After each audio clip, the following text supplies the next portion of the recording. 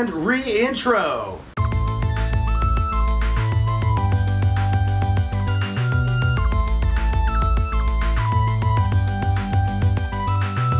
Hey guys, welcome to the Nerd Citadel. Today we're going to review Harley Quinn. Also some news from both DC and Marvel regarding some upcoming movies. And we're going to start with our non-spoiler review, and we'll warn you when we're going to start on the spoilers for Harley. So... Well, I think first things first, do you guys recommend the film? Definitely. I recommend it. From Condiment King to Hush, I put it at a Harley. Which is below Riddler, which is below Joker, which is below Hush. I'd give it a Harley as well. I give it a Joe Chill. It has the potential to murder my parents in an alleyway. I don't feel like I recommend paying money in a theater to see this, but if you're interested, I would wait until it's on Netflix or Redbox. If nothing else, I thought it was very true to the spirit of Harley Quinn. It did a very good job of showing that what she's narrating the movie, and what she is, how she's interpreting her world in her head is very different from the world she's actually living in. I don't know if I got that vibe from it so much, but I think there's a certain bombast going on. If anything, there's a lot of constant narration in this movie that I really did not like. And I understand why. You want to get the idea of her personality, and they were trying to piggyback off like the Deadpool formula a little bit, but I feel like it was too much, and it tried to be too jokey. But, okay, so if nothing else though, what did you think of Margot's performance as Margot Robbie is great. I think her performance is great. I would have liked to just see more of her being her, as opposed to the pause for laughter moments that are thrown throughout the movie. This movie does another very Deadpool thing where it skips from present to past a lot. Mm-hmm. And that's already kind of a tough thing to do in movies and keep them engaging. And I feel like this one did disrupt the motion of the movie a little bit. It wasn't the most egregious example of it that I've seen. Like, another movie that I like that does the same thing is Bird Box. But there's like a massive disconnect in Bird Box that really disrupts the pacing of the movie with the jump from present to past, present to past, present to past. And this movie isn't quite as disruptive, but it does take away from the experience. But I thought it was chaotic and all over the place, just like Harley. Yeah, like that worked for me completely. I feel like if you're like really into these, like getting to know these characters, and you're trying to like tune in with Harley, then you're gonna enjoy this storytelling, because you'll be in tune with it, and you'll get the chaotic sense of what's going on in her head. I guess I don't know. This is one that it just didn't vibe with me. I thought it was kind of stream of consciousness, but it was Harley's consciousness, so it was. Yeah, I don't know. For me, I feel like this movie played it too safe with her consciousness. 'Cause she did not come off as crazy to me. Okay, well, let's not go too deep into spoiler territory until now. Yes. Okay. Yeah. I guess click to whatever time I put up or not put up. Just, whatever.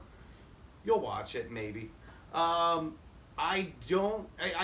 were a couple of moments in this film where I thought it was going to take a really interesting turn, and then it didn't.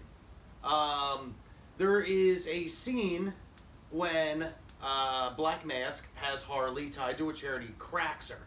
Mm-hmm. And it breaks into this really lame, like, song and dance number. Yeah. And what I thought was happening, due to the whole preconceived, like what people know going into this is that Harley is a victim of Stockholm syndrome. She's an abuse victim, and she is attracted to her abusers. I thought it was going to start this like weird toxic attraction to him, and the number almost alluded to that. Then he hits her again, and they drop it. Okay, I thought it was going somewhere else for a second before we see it's actually going to like kind of dance number. I thought it might flash back to Joker abusing her, and we'd actually see some Jared Leto Joker. Nah, this movie is very reactionary when it comes to. Wouldn't it be even cooler? What if it was Joaquin Phoenix Joker? They would never do that. I know, but. So you had that. Then there was also this weird chemistry between Black Mask and Mr. Zsasz that had me like, I'm like, they got something going on here. They seem like they're very close in a really odd way, and then that never really comes to anything. Yeah, they definitely hinted at a sexual attraction. At one point, they were so close, I thought they were going to kiss. Which, I mean, I saw like Zaz. I saw Maybe it was Zaz that. having an attraction towards him, but I didn't see really any attraction back. I didn't see so much of an attraction from Roman to Zaz as much as I thought. Just use them. No, I actually thought I really got the like my gaydar was going off big time for Black Mask in this, which wouldn't have affected his character in any way, shape, or form unless they tried to introduce a certain dynamic, that involved that. But then it would also have to work in conjunction to the whole Stockholm abuse victim thing I brought up earlier that could really just take this movie in a really crazy direction. But, but then the movie's like, no, people don't want that. They want people chasing after a diamond. I don't know if I liked that they killed both Zaz and Black Mask, because I kind of, and the way those characters were portrayed, I kind of understand, because they wouldn't really fit into a Batman movie. Yeah, But I would have liked them portrayed in a way that they could have, because I would have liked to have seen Black Mask and Victor Zsasz in a Batman movie. Yeah, I think this again kind of goes to the movie trying to pick things from Deadpool, whereas Deadpool used a very generic straight man villain, and that kind of was the joke surrounding Ajax in that movie. They wanted to go for kind of a generic flamboyant villain in this one. Which, and it's nothing against Ewan McGregor, because I feel like he was the only person. Perfect for that. He was the only person, start to finish, I could tell, was having a blast the whole time. He was so in love with what he was doing. There were moments where I was like pretty much anyone else. There was at least one moment where I was like, they weren't feeling it this day, but Ewan McGregor gave it his absolute 100%. Oh, he always does. I don't think I've ever seen him in a bad guy role. Maybe he has been, and I just haven't seen that movie. But with this, he just portrayed it perfectly. Yeah, it's not even like, I don't even think Black Mask is a great villain, but he's like the passable villain for this story. He's the logical villain. He wants to control everything in a movie that's about a character that has no control over anything, especially herself. But as far as the time jumping in this movie, I feel like the biggest detriment it presented is that none of the other characters got any real moments.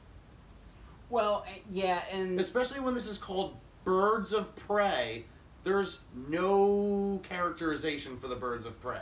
Yeah. Didn't it just recently get a name change, an official Yeah. name change? That's because the studio didn't think the movie would stand on its own as a Birds of Prey movie. They had to make it Birds of Prey Harley Quinn movie. Yeah, when it was originally announced, there was no hint of Harley. Yeah. And I think that's because the studio was actually planning 2 different movies, and then decided to make it one movie. Yeah. And you could have this could have been Harley Quinn, and then Well, it was. I mean, honestly. No, but I mean, you could have made this just Harley Quinn, and still had the exact same movie, and then right after this movie, announce a Birds of Prey movie, which would then make sense. Right, especially because the birds themselves didn't even get their name until Harley narrates it off screen in the last 2 minutes of the movie. Mm-hmm. So I feel like there was that. And it's funny because like I'm saying all these negative things, and I'm telling you I didn't hate the movie. I was actually really entertained, but there were so many little things that really kept me from loving it. And now the most subjective thing is I didn't think this movie was funny at all. No, I heard a lot of laughs in the theater, and like all of them fell flat except for 2 jokes. And one of them was a jarring laugh, and one of them was, I think, an actual good joke. The jarring laugh is just when Huntress snaps about her crossbow at the end. I got a little chuckle out of that. Just because it's like so out of like, hey, what's with the bow and arrow? It's a fucking crossbow! And the other one is, again, Huntress trying to practice her one-liner in a mirror. So in other words, you thought Huntress was the funniest part of the movie. Yes, I thought she was the best part of the movie. I liked the way all the characters were depicted, except for one.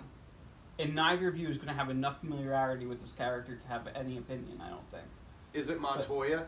No, I love the way that Montoya was depicted. In fact, I liked that they made her older, because we don't really Isn't see she that normally a lot? depicted as a pretty young Yeah. cop? Yeah. And she's the question. She is this universe's version of Rorschach. But, yeah, no, I like that they depicted her older and becoming, like, kind of being this seasoned cop that then gets fed up with all the bullshit in the Gotham PD and decides to become a vigilante. I liked that version, that interpretation of the character. I liked Huntress because she was the straight guy. Yes, she was kind of the straight man of the group. Yeah, she was the straight man, but that just made it funnier. Yeah. And, of course, I liked Harley. I liked Black Canary. I'm not going to say anything. I didn't mind the race change, because I don't think her race is I don't think it necessary matters. Well, the thing is, when people do, and I'm sure they already have started complaining about it, they need to understand that as much as this has been adapted from comic book characters, and maybe a couple of stories here and there, they need to be judged as 2 completely separate entities. Right, and so Black Canary can be whatever. Yeah. As long as they understand the core concept of the character. Right. The only time that you can't, I'm not even going to say you can't, the only time you shouldn't change the race of a character is when the race is integral to who the character is. In this, it's not the case. Right. I mean, you're not going to make Luke Cage a white guy, but you're not going to make Superman a black guy. He has 2 parents. Superman actually was one I would argue you could easily. I'm joking. Okay. That was supposed to be an absurdist joke based in race over bad stereotypes that don't actually really exist. Got ya. Now I've explained the joke to you, so I look like the asshole. But in her case, it's fine. It doesn't matter. But anyway, no, I still like the way she was depicted, and I like that they referenced her mother being the original Black Canary. Cool. And I like that they kept hinting at her power, and I was afraid that we weren't actually going to see it, and I like that we did see it. I do too. I think it got a little undercut, just because they had to throw in narration there. I told you she had a killer voice. I'm like, okay, I get it. You said it once in the movie already. We just saw it. Like, actually, that made me think of something, and we'll get back to Black Canary. Does anyone feel like they gave Harley Quinn the Andrew Garfield treatment in her sequel? Her accent is really aggressive in this movie. Like she had a little bit of one in Suicide Squad, and it would come out more here and there depending on where her head is. In this one, like I was like immediately like, "Hi, my name's Harley Quinn. I'm a cartoon in this part. Let me tell you my backstory," which I get it. But I wonder if that's because we were seeing it through her eyes. Like, it'd be interesting because they just released the first images of her in Suicide Squad 2. Mm-hmm. It'd be interesting when we get to Suicide Squad 2, she again sounds like she did in the first one. Yeah, I mean, who knows? Maybe we'll see. And that's like just a minor thing for me. I just noticed the accent was a little more aggressive in this movie. I think, and I know it's part of her character to talk a lot. I think she just talked too much in narration in this. Well, that was part of the whole thing where she, like you were saying, that it was a Harley Quinn movie, not a Birds of Prey movie. Right. I guess. Well, you know me. I tend to find myself more invested in movies that focus on character. Mm-hmm. And this movie didn't really focus on character. It focused on events, and it made things happen to drive the plot forward. Mm-hmm. Well, anyway, so what I was getting at though is the only character that I would have liked to have seen done differently was Cassandra Cain. Yeah, I was going to say, who the hell is Cassandra Cain? I know who she was in the movie, but who is Cassandra Cain? So originally, she was actually she was Batgirl. She was the Batgirl after Barbara Gordon. Okay. And I mean, who is she in this movie? She was the little girl, right? Yeah, but who is she? Nobody in the movie. Yeah, exactly. Well, that's why I'm telling you who she should be. God, yeah, no, I got you. And then she was Black Bat, and then she went by Orphan. Now, the way this would have worked, one scene in this movie could have changed my complete response to Cassandra Cain. Remember, Black Mask was holding... So she's mute in the comics. Okay. When she becomes the Orphan character.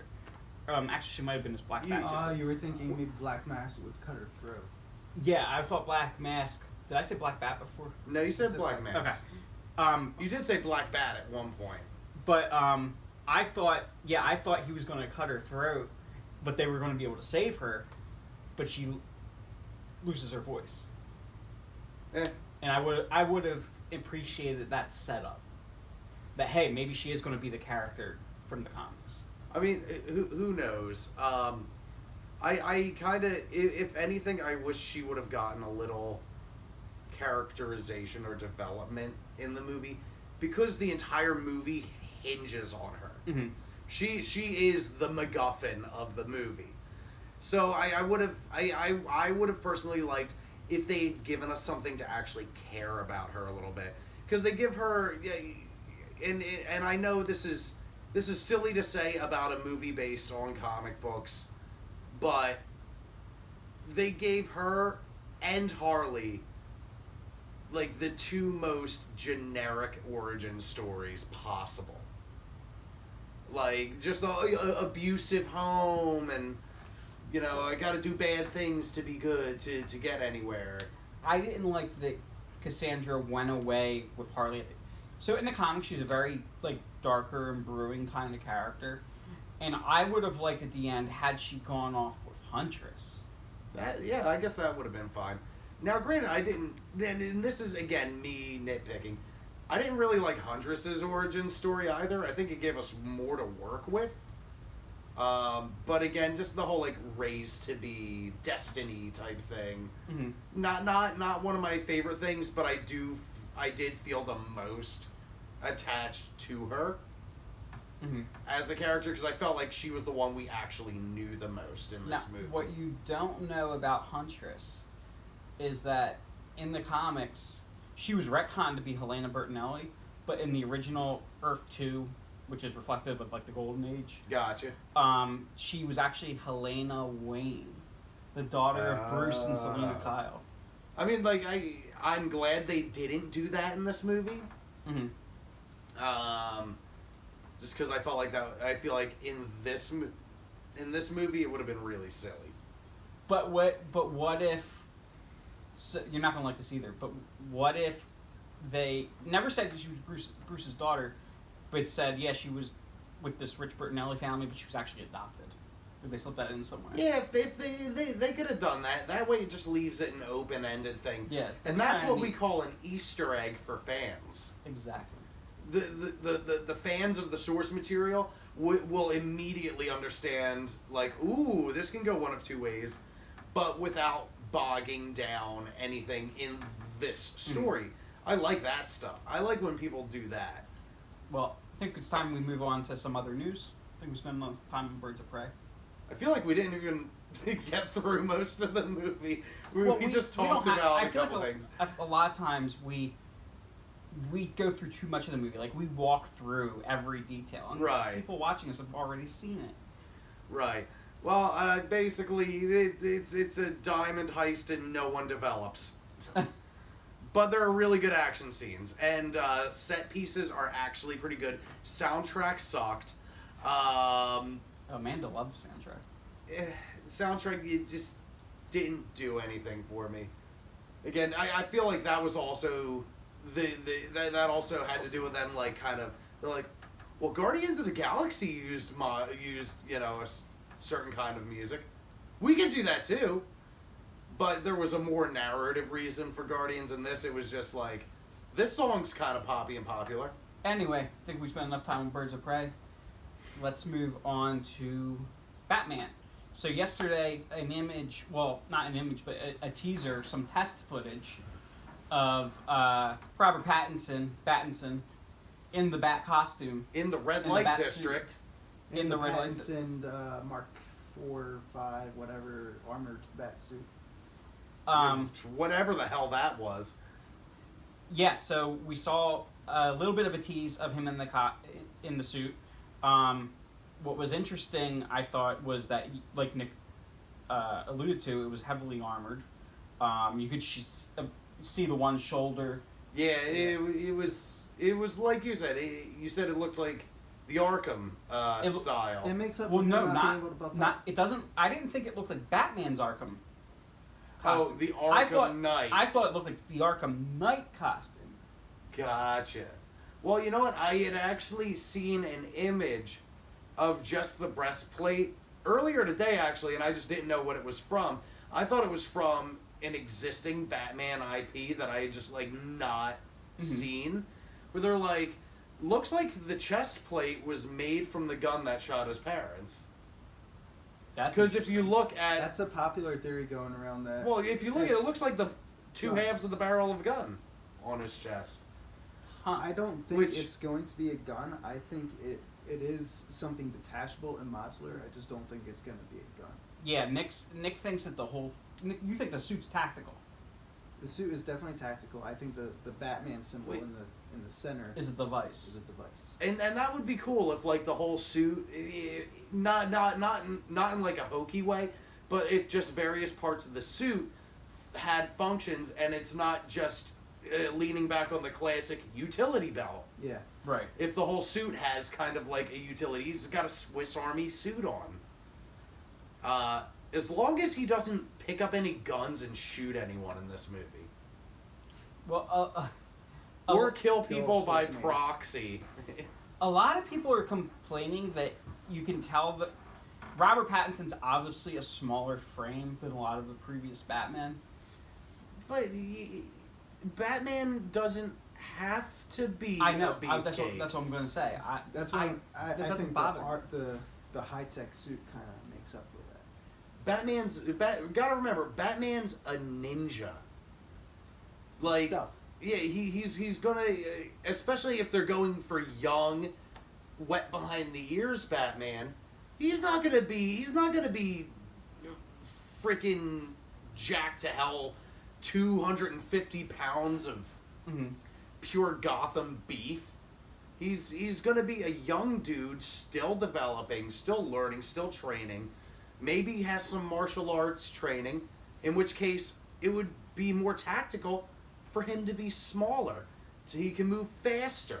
Now, I did think that the cowl had a just different aesthetic than we're used to seeing. Like, It looks a little classic almost. well, to me it looked very much like Daredevil? Daredevil. To me, it It was could have just too- been the lighting. It was very bulbous around the top half. Right. And it didn't and have it the kinda chin. threw me off a little. I don't think it had much of a chin strap like it usually has. I don't Like, think it had usually- any chin strap. Yeah, but this could also be an earlier, like a proto suit.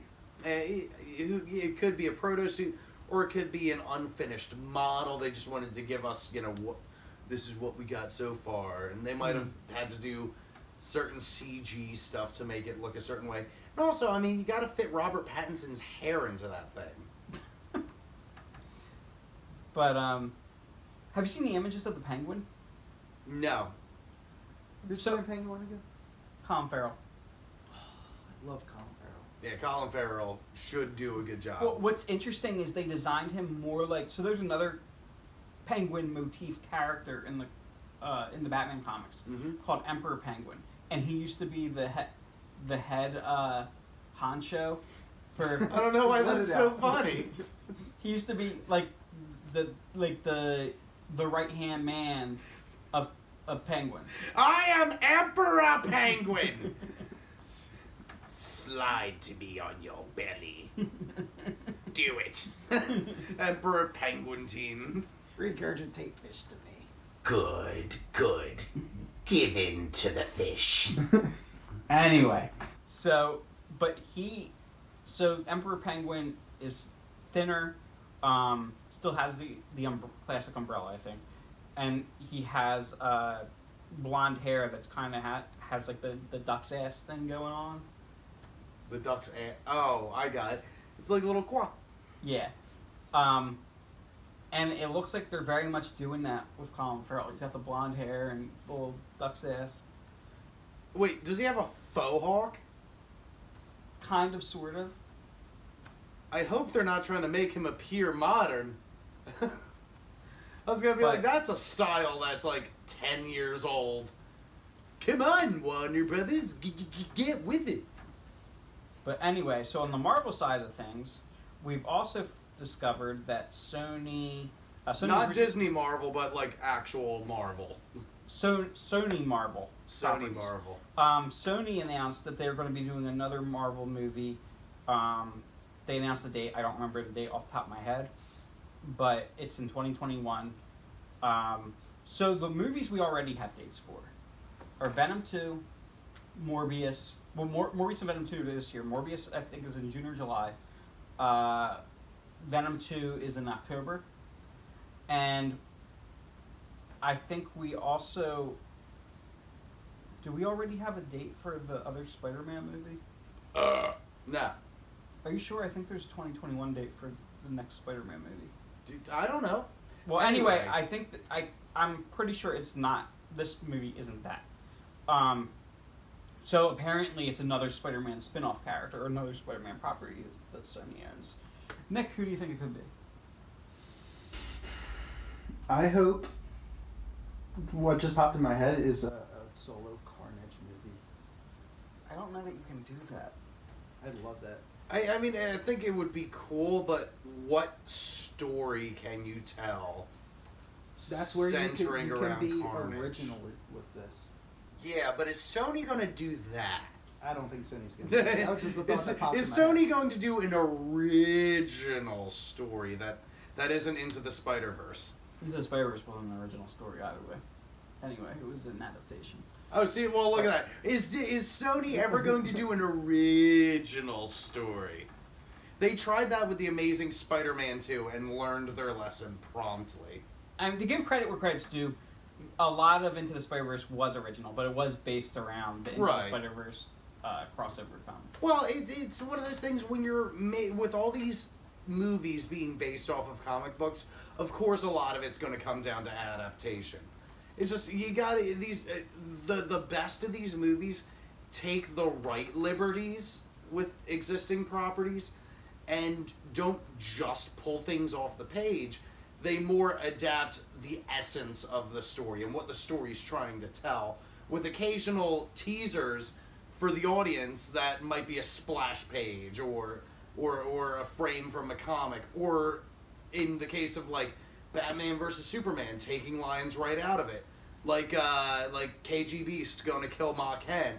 It's like, I'll do it, I believe you, which is straight from the Dark Knight Returns comic, but it wasn't KG Beast. Different set of circumstances, same framing, same dialogue. Here you go. If it's set up as a Spider-Man movie, can they do Secret Wars? No. But that Secret isn't maybe Wars, I want to see. But Secret Wars needs to be a. It needs to be MCU. I don't think Sony could actually carry that. The only reason I say that is that large ensemble movies tend to be these other studios' weaknesses. They do better with smaller, intimate stories, Right. whereas Marvel tends to do the big team-ups a little better. Not only that, but Disney would not allow Sony to do Secret Wars. To do Secret Wars. They'll send the mouse in. On that note, Beyonder. I would like to see a Beyonder. Again, though, Beyonder, you know Beyonder as a Spider-Man character because of the animated series, but I don't think they have exclusive rights to Beyonder. Well, they gotta do his master first, Beyond, and then you have to do the third part of that movie with his protege, Beyondist. Whatever. There's rumors that it might be a Madam Web movie. I don't know who that is, but I'm assuming it's a lady, because Madam. And I'm assuming it's an old lady. I mean, maybe. I don't think Some versions of Madam Web are. And I think she has something to do with webs. Either that or that's just her last name. They'll just copy Glass. Instead of Sam Jackson going first name Mr. last name Glass, it'll be like get like Betty White to play Madam Web. First name Madam, last name Webb. Motherfuckers.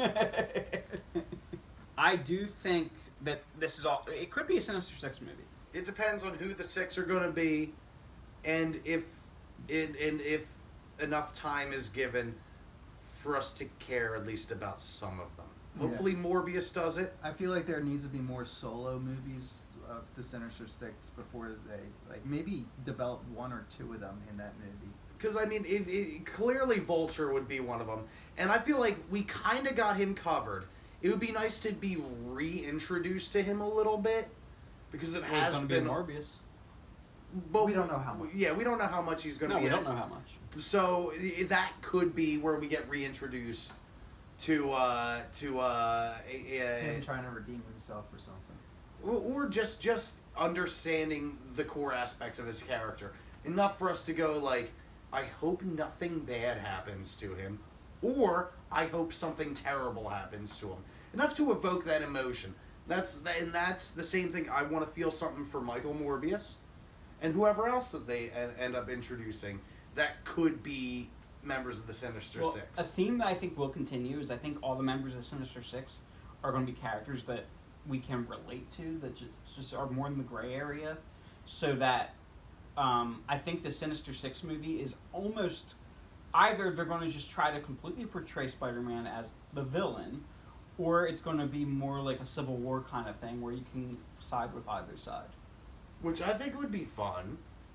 Some genius the other day told me that it didn't dawn on me. Since Disney now has Fox, they have the live-action Dragon Ball Z movie rights. That's this genius. And I just had an idea. Jared Leto as Future Trunks. He's too old. Too old. Future Trunks. Too old. Now, first off, my boy Trunks, Future Trunks that is, present day Trunks drowned that baby. But future Trunks... Then you don't have future... Well, the way that their time You would still have Future Trunks. Yeah, multiverse, string theory, whatever you want to call it. Whatever Akira Toriyama makes it. It was around that point in the show where like Toriyama was just getting tired of his shit, of his own shit. when he started doing the androids thing. But that also had to do with the editors at the magazine or paper, or whatever he was drawing his Dragon Ball comics for. Just kept telling him to change his work. Like, you know, when the whole android plot started happening, he came up with 19 and 20. And the editors were, they released that, and then they're like, well, we don't like how one of them looks like a clown and the other one's an old man. Make them younger. Well, 19 and 20 originally were just going to be... The androids. Yeah, they were going to be the villains of the series. They were, but then the editors at the paper or magazine were like, we don't like these, change them. So then he did 16, 17, and 18.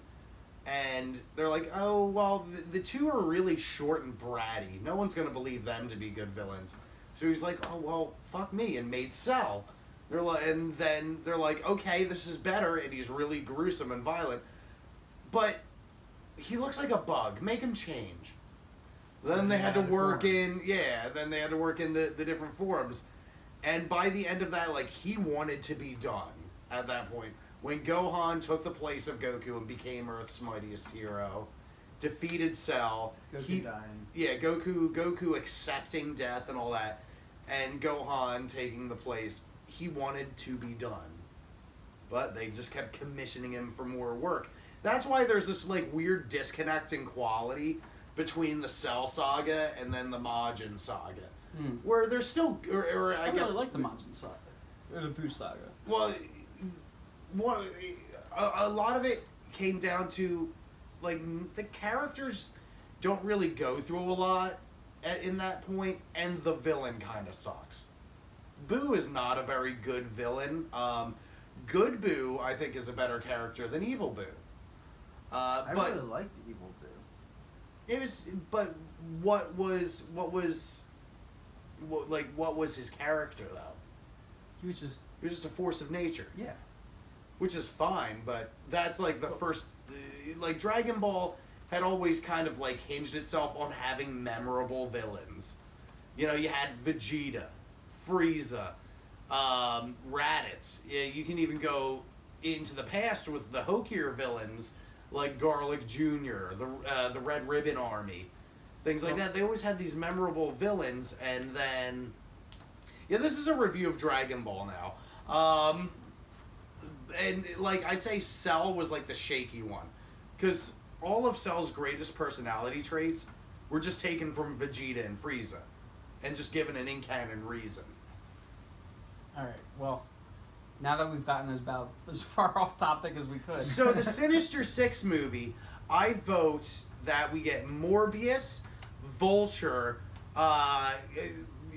let's do Shocker for comic relief, because who takes him seriously?